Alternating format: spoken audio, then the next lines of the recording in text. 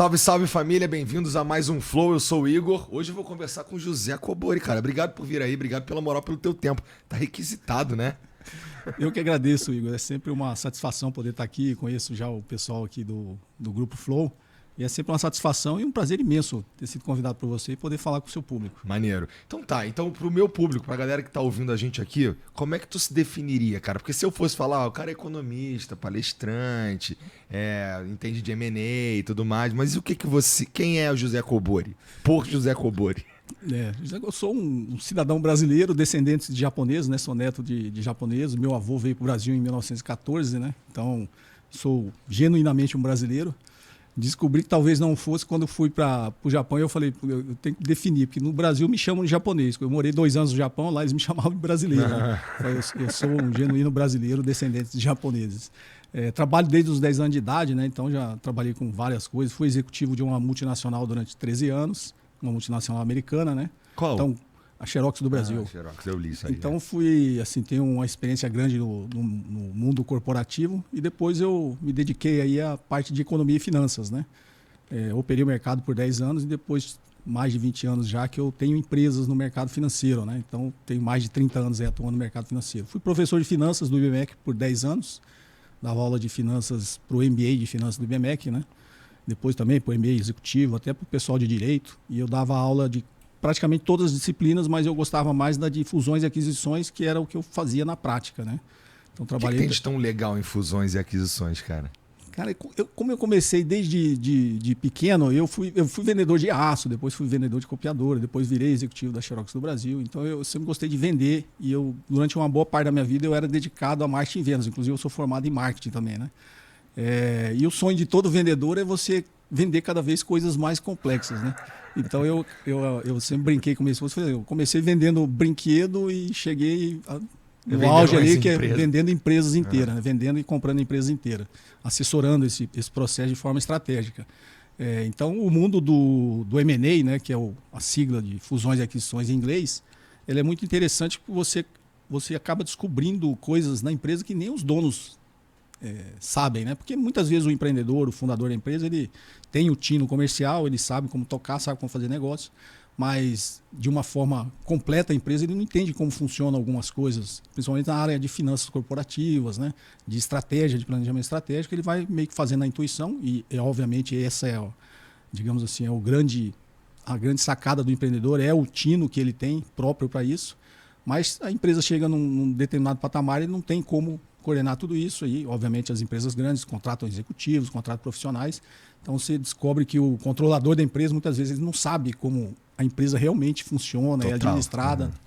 E quando você está num processo de fusão e aquisições, é meio que assim, você tem que descobrir, que a gente brinca, os esqueletos que estão dentro do armário, né? Então se você está comprando, obviamente você vai querer fazer um raio-x na empresa e descobrir tudo que eventualmente tem de errado e o que não tem, mas possivelmente vai ficar errado com o tempo, né? Então, e tu não só conhece tudo isso, como tu escreveu livros sobre isso também, né? E dou muita palestra e cursos sobre fusões e aquisições também, né? Então, eu brinco que assim, esse meu livro que eu escrevi sobre avaliação de ações, eu costumo brincar que a maioria dos analistas de ações, eles não sabem como os negócios funcionam. Que aí é a grande crítica que a gente faz hoje do capitalismo financeiro, né? Você está atrás de retorno, o capitalismo financeiro domina o capitalismo industrial porque é o dono do capital. E muitas vezes eles não sabem também como a empresa funciona, né? Então você vê muito analista na Faria Lima, que eles fazem análise, compra ação, vende ação e tal, mas ele não sabe, não tem noção como a empresa funciona, né? E eu acho que eu me dei bem até em fusões e aquisições, porque como eu fui executivo de empresa há muito tempo e trabalho desde criança, né? Eu brinco assim, eu sei como funciona o chão de fábrica, né? Eu fui vendedor de carregar pastinha, incomodando, né? Nas portas para vender os produtos. O chato lá que fica tentando vender. Então eu falei assim, enciclopédia Barça aí também não, né? Não, aí o enciclopédia Barça é o pé na porta e não dá. Sim. Até a expressão pé na porta vem disso, né? Então assim, mas todo vendedor em algum momento ele tem a sua chatice, né? De fazer a pressão para vender. Então acho que a minha grande... Não é a intuição que eu tinha nos negócios, é justamente que eu sabia exatamente como os negócios funcionavam, né? E, infelizmente hoje, com esse domínio do capitalismo financeiro, a grande maioria de analistas de mercado financeiro não sabe como as empresas realmente funcionam, né? A gente brinca, nunca pisou no chão de fábrica, nunca bateu uma pastinha, né? Então ele... Capitalismo financeiro, o que você quer dizer exatamente um capitalismo financeiro? É o lance de bolsa de valores? Esses uns números que são meio etéreos? É isso que tu tá chamando? O que é o capitalismo financeiro? É o que a gente vê muito hoje, a crítica sobre a financiarização da economia, né? Seria, digamos, a financiarização da economia real. Então, se eu fosse dividir, quando eu falo, é até para tentar ser um pouco mais didático, assim, com a Revolução Industrial veio as manufaturas, as grandes indústrias e começaram a... Que é a grande crítica que os comunistas, via Karl Marx, fazem do capitalismo, né? As contradições que existem no capitalismo. Então as indústrias foram crescendo, foram se expandindo, só que em determinado momento o próprio crescimento e acumulação de capital do capitalismo industrial, que é quem realmente produz esse microfone, produz o fone de ouvido, que produz produtos físicos, em algum momento ele não consegue realizar, que é a contradição entre a produção e a realização.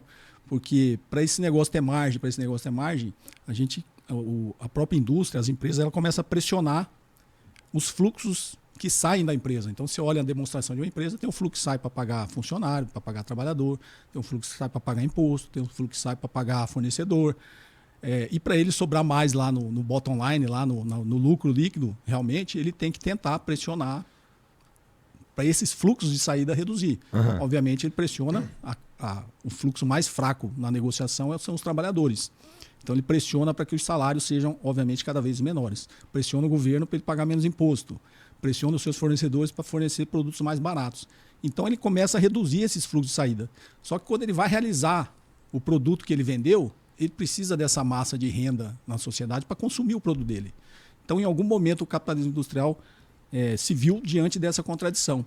Cara, acho que ninguém nunca me explicou uma parada desse jeito que é assim, entendi, porra. Inclusive, desculpa pela voz aí, família, futebol, tá? Mas entendi, tá? Entendeu? Vai lá, continua. E aí que entra o capitalismo financeiro, que é o capitalismo financeiro são aqueles capitalistas que acumularam durante o tempo muito capital, muita riqueza financeira, e eles passaram a financiar essa realização. Então, você está na classe trabalhadora, sei lá, você trabalha na indústria e só que, puxa, ganho R$2.000 por mês. Queria comprar esse microfone e não tenho dinheiro, né? Porque é muito caro para minha renda. Aí veio o capitalismo financeiro e fala assim, não, Igor, eu financio para você aqui em 24 vezes, né? Você paga aqui uma taxinha de juros e você vai ter acesso ao produto que você quer consumir. Aí você compra o microfone, só que você vai pagar 3 microfones ao final de todos os pagamentos. Eu sou o capitalista industrial que produziu o microfone, legal essa parceria. Você financia o cara compra o meu microfone. Eu vendi o microfone que eu queria. Só que você pagou 3 microfones. O capitalismo financeiro ganhou 2. O capitalismo industrial ganhou 1 microfone e o cara ganhou 2 microfones. Entendeu? Entendi. E você pagou os 3 microfones. Eu sou um otário, no fim das contas. Mais ou menos isso, né? É só que todos nós somos otários, a gente não tem essa consciência ainda. É verdade, né? Que assim, tá assim há muito tempo já, não é? Sim, sim. E cada vez mais selvagem, né? O capitalismo financeiro ele vai ficando cada vez mais selvagem. O que a gente está vendo hoje, o planeta, o que está acontecendo hoje na economia é essa financiarização global da economia, né?